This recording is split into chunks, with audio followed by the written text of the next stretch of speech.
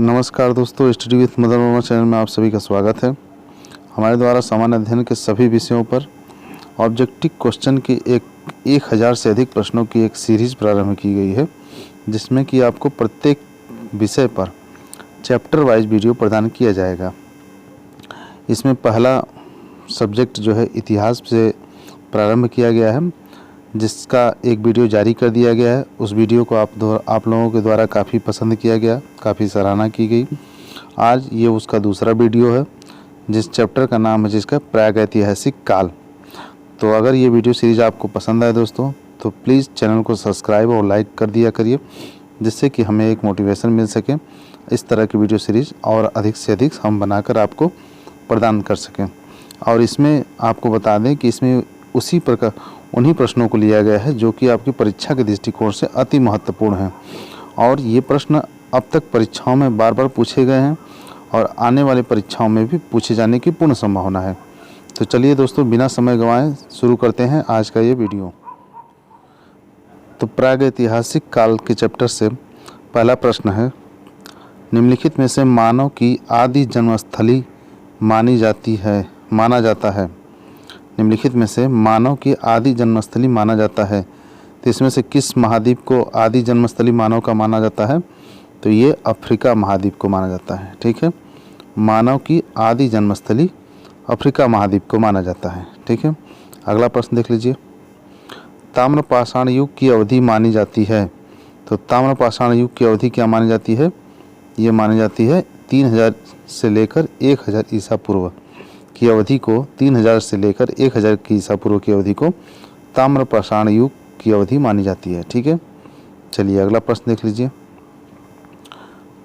भारत के किस क्षेत्र से सर्वप्रथम मनुष्य संबंधी पुरातात्विक प्रमाण मिले? तो भारत के किस क्षेत्र से सर्वप्रथम मनुष्य संबंधी पुरातात्विक प्रमाण मिले? ये मिले थे नर्मदा घाटी से। कहाँ से मिले थे दोस्तों? नर्मदा घाटी से मिले थे। चलिए अगला प्रश्न देख लेते हैं। भारतीय पुरातत्व सर्वेक्षण विभाग की स्थापना किसके कार्यकाल में हुई थी? तो भारतीय पुरातत्व सर्वेक्षण विभाग, इसकी स्थापना किसके कार्यकाल में हुई थी? तो ये हुई थी लॉर्ड कर्जन के शासनकाल में। किसके? लॉर्ड कर्जन के शासनकाल में। अगला प्रश्न देख लेते हैं दोस्तों। पूर्व पाषाणकालीन मानव का मुख्य व्यवसाय था, तो जो पूर्व पाषाणकालीन मानव का मुख्य व्यवसाय था वो क्या था? कृषि या मिट्टी के बर्तन बनाना या पशुपालन या शिकार करना। तो इसका सही आंसर क्या हो जाएगा? शिकार करना। ठीक है, आप लोग भी इसमें गेस किया करिए, वीडियो को पॉज करके आप लोग गेस कर सकते हैं। ठीक है, चलिए अगला प्रश्न देखिए। प्रागैतिहासिक का क्या अर्थ है? तो प्रागैतिहासिक का क्या अर्थ है? ऐसा इतिहास जिसके पुरातात्विक और साहित्यिक दोनों साक्ष्य हों, वह इतिहास जो पुरातात्विक साक्ष्यों के आधार पर लिखा गया हो। आद्य इतिहास या इतिहास, तो इसका सही आंसर क्या हो जाएगा?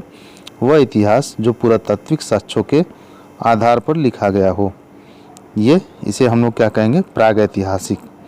ये प्रागैतिहासिक का अर्थ होता है। ठीक है, चलिए अगला प्रश्न देख लेते हैं। किस स्थान पर प्रथम भारतीय पुरापाषाणकालीन कलाकृति की खोज हुई थी?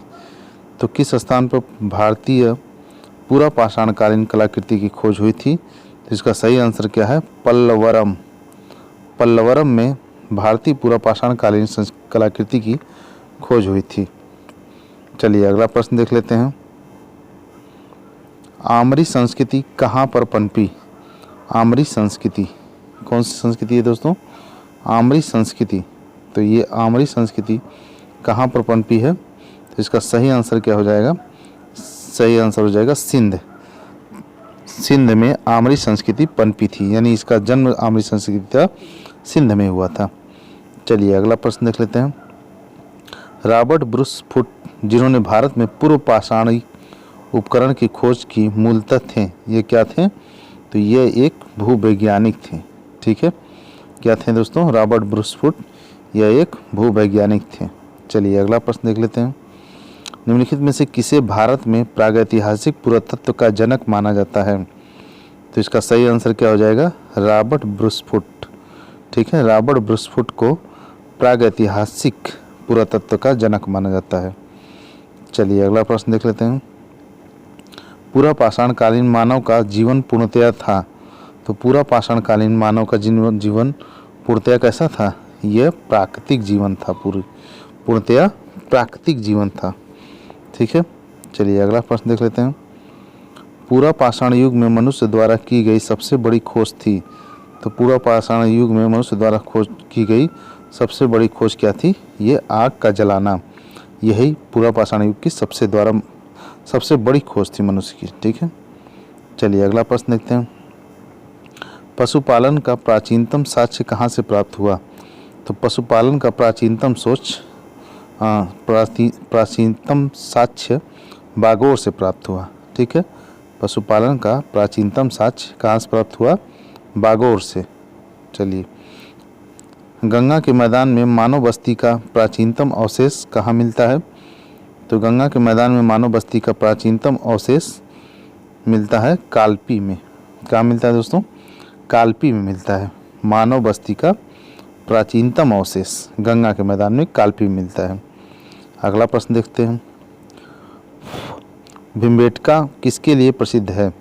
तो भीमबेटका आप लोगों को पता होगा कि ये गुफाओं के चित्र के लिए प्रसिद्ध है।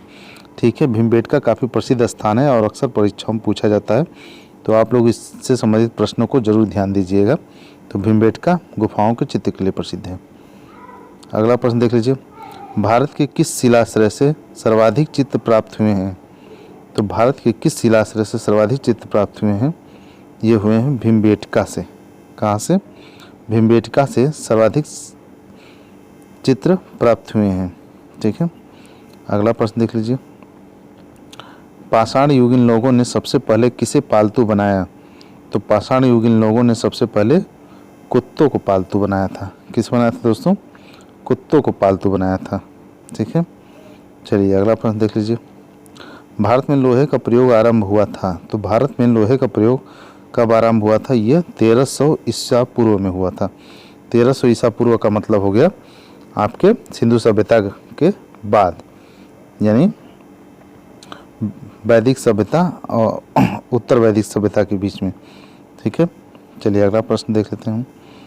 निम्नलिखित में से किस स्थल से मध्य पाषाण काल में पशुपालन के प्रमाण मिले हैं? यानी मध्य पाषाण काल में पशुपालन के प्रमाण कहाँ से मिले हैं? तो ये मिले हैं बागोर से। ठीक है, पशुपालन के मध्य पाषाण काल में पशुपालन के प्रमाण बागोर से मिले हैं। चलिए अगला प्रश्न देख लेते हैं। किस क्षेत्र से प्राप्त होने वाले चित्रित मृदभांड को सर्वोत्कृष्ट माना जाता है? तो किस क्षेत्र से प्राप्त होने वाले मृदभांड को सर्वोत्कृष्ट माना गया है? तो ये माना गया है मालवा से पाए जाने वाले चित्रित मृदभांड को सर्वोत्कृष्ट माना जाता है। चलिए अगला प्रश्न देखते हैं।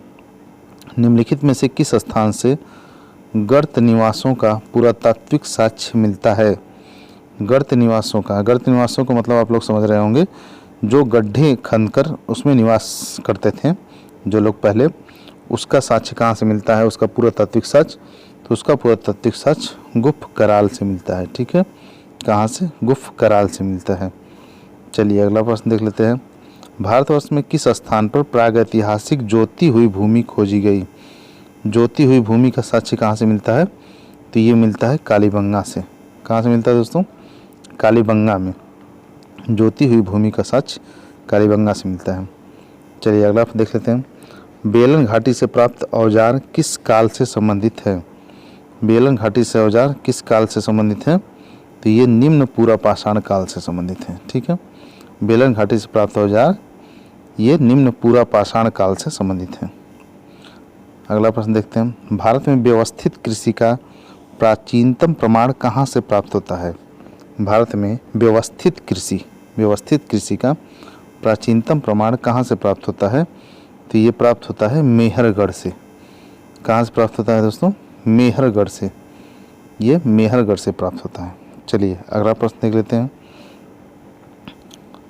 राख के टीले किस क्षेत्र की नवपाषाणिक संस्कृति से संबंधित हैं? राख के टीले किससे है? नवपाषाणिक संस्कृति से है। तो कहाँ से संबंधित है ये राख के टीले? ये संबंधित है आपका दक्षिण भारत से। ठीक है, किससे संबंधित है दोस्तों? दक्षिण भारत से संबंधित है। ठीक है, अगला प्रश्न देख लेते हैं। प्रागैतिहासिक अन्न उत्पादक स्थल मेहरगढ़ कहाँ अवस्थित है? तो तो मेहरगढ़ कहाँ अवस्थित है? देखिए मेहरगढ़ भी काफ़ी इम्पोर्टेंट स्थान है प्रागैतिहासिक काल का। इससे संबंधित जो भी प्रश्न पूछे जा रहे हैं और अक्सर परीक्षाओं में पूछे गए हैं, आप लोग इस पे ध्यान दीजिएगा। तो मेहरगढ़ कहाँ अवस्थित है? मेहरगढ़ अवस्थित है बेलन नदी के किनारे। ठीक है, बेलन नदी के किनारे मेहरगढ़ अवस्थित है। चलिए अगला प्रश्न देख लीजिए। सोहन घाटी का संबंध किससे है? तो सोहन घाटी का संबंध है निम्न पूरा पाषाण युगीन स्थल से। सोहन घाटी का संबंध कहाँ है, किससे है? निम्न पूरा पाषाण युगीन स्थल से है संबंधित। चलिए अगला प्रश्न देखते हैं। प्रागैतिहासिक गुफा चित्रकला कहाँ पाई गई है? तो प्रागैतिहासिक गुफा चित्रकला कहाँ फेमस है? भीमबेटका की फेमस है ना। गुफा की चित्रकला भीमबेटका की फेमस है। चलिए अगला प्रश्न देख लेते हैं। भारतीय उपमहाद्वीप में कृषि के प्राचीनतम साक्ष्य प्राप्त हुए, मतलब कहाँ से प्राप्त हुए हैं? थोड़ा टाइपिंग मिस्टेक है। तो ये मेहरगढ़ से प्राप्त हुए हैं। कहाँ से? मेहरगढ़ से। मेहरगढ़, अगर कृषि संबंधित कोई भी प्राचीनतम साक्ष्य की बात करें तो आप उसका आंसर मारिएगा मेहरगढ़।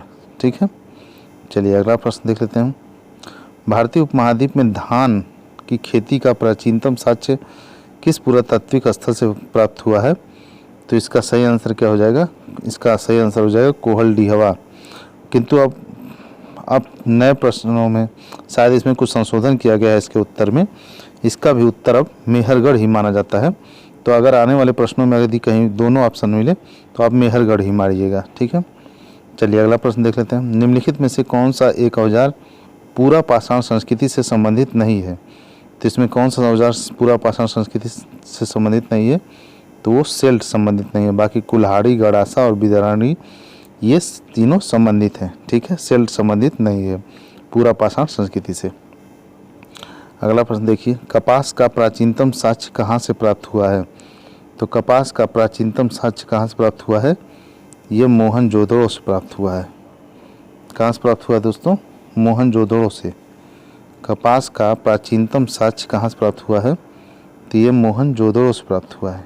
ठीक है, चलिए अगला प्रश्न देख लेते हैं। गर्त निवास निम्न में से किस संस्कृति का विशिष्ट लक्षण है? तो गर्त निवास किस संस्कृति का विशिष्ट लक्षण है? यानी जो गड्ढे खोद के निवास बनाते थे, तो ये कश्मीर घाटी की नवपाषाणिक संस्कृति का लक्षण है। ठीक है, कश्मीर घाटी की नवपाषाणिक संस्कृति का लक्षण है। चलिए अगला प्रश्न देख लेते हैं। निम्नलिखित में से किस ताम्रकालीन स्थल से तांबे के प्रयोग का साक्ष्य मिलता है? तो तांबे के प्रयोग का साक्ष्य कहाँ से मिलता है? ये मिलता है आहार से। कहाँ से मिलता है दोस्तों? आहार से। तांबे के साक्ष्य का प्रयोग आहार से मिलता है। चलिए अगला प्रश्न देख लेते हैं। प्रागैतिहासिक काल का कौन सा स्थल ताम्बवती नाम से प्रसिद्ध है? किस नाम से? ताम्बवती नाम से प्रसिद्ध है। तो इसका सही आंसर क्या हो जाएगा? इसका सही आंसर हो जाएगा आहाड़ को। आहाड़ जो है ये ताम्बवती नाम से आपका प्रसिद्ध था।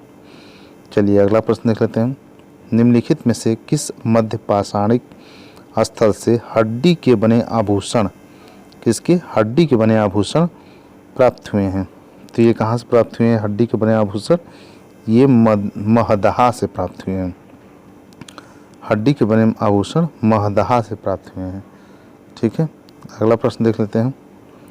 नवदा टोली किस राज्य में अवस्थित है? नवदा टोली किस राज्य में अवस्थित है? तो ये मध्य प्रदेश राज्य में अवस्थित है।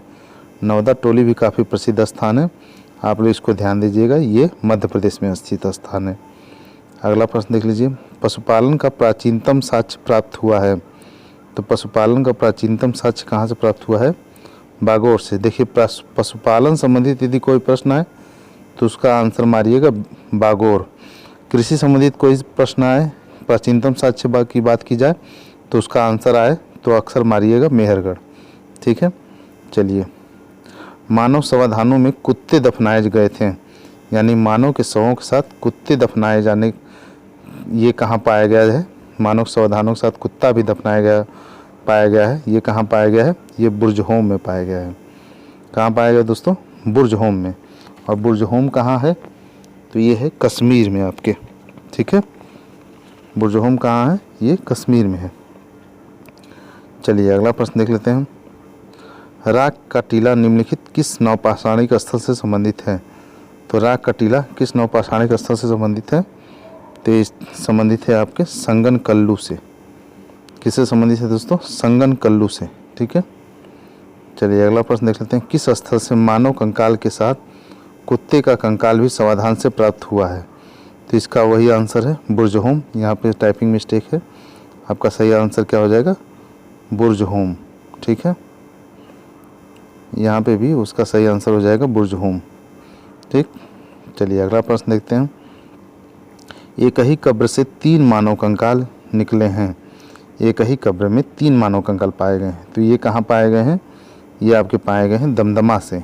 कहाँ से दोस्तों? दमदमा से। ये सब प्रश्न पूछे गए हैं, पीसीएस तक के प्रश्न हैं ये सब। ठीक है, ताम्राश्म काल में महाराष्ट्र के लोग मृतकों को घर के फर्श के नीचे किस तरह रखकर दफनाते थे? उत्तर से दक्षिण की ओर रखकर दफनाते थे। किस तरह रख के दफनाते थे मृतकों को महाराष्ट्र के लोग? उत्तर से दक्षिण की ओर। बार बार ये परीक्षाओं में पूछा गया हुआ प्रश्न है। ठीक है, खाद्यान्नों की कृषि सर्वप्रथम प्रारंभ हुई थी। तो खाद्यान्नों की कृषि सर्वप्रथम कहाँ प्रारंभ हुई थी? तो ये प्रारंभ हुई थी आपके नवपाषाण काल में। ठीक है, खाद्यान्नों की कृषि जो है सर्वप्रथम कब प्रारंभ की गई थी? तो ये नवपाषाण काल में प्रारंभ की गई थी। चलिए अगला प्रश्न देख लेते हैं। मानव द्वारा सर्वप्रथम प्रयुक्त अनाज था। तो मानव द्वारा सर्वप्रथम प्रयुक्त अनाज क्या था? ये भी परीक्षाओं में कई बार पूछा गया है, जौ था। कौन सा आंसर होगा इसका सही? जौ। जौ मानव द्वारा प्रयुक्त सर्वप्रथम अनाज था। चलिए अगला प्रश्न देखते हैं। निम्नलिखित में से किसको चारकोलिथिक युग भी कहा जाता है? तो चारकोलिथिक युग किसे कहा जाता है? ये कहा जाता है आपका ताम्रपाषाण युग को। किसे कहा जाता है दोस्तों? ताम्रपाषाण युग को चारकोलिथिक युग भी कहा जाता है। ठीक है, चलिए अगला प्रश्न देख लेते हैं। किस स्थल से प्राचीनतम अस्थायी जीवन के प्रमाण मिले हैं? प्राचीनतम अस्थायी जीवन के प्रमाण मिले हैं। ठीक है, तो ये सही, इसका सही आंसर क्या हो जाएगा? इसका सही आंसर हो जाएगा मेहरगढ़।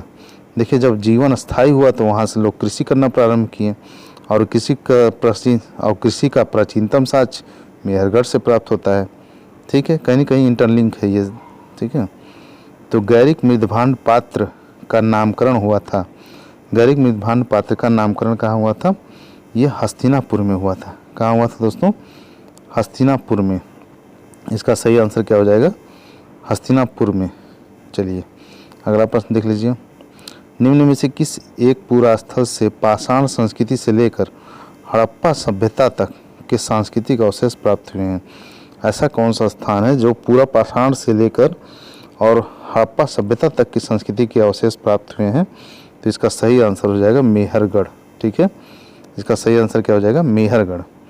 काफ़ी इम्पॉर्टेंट है मेहरगढ़। ठीक है, चलिए आज का लास्ट और ये अंतिम क्वेश्चन है। भारत में किस शिलाश्रय से सर्वाधिक चित्र प्राप्त हुए हैं? तो इसका सही आंसर है भीमबेटका।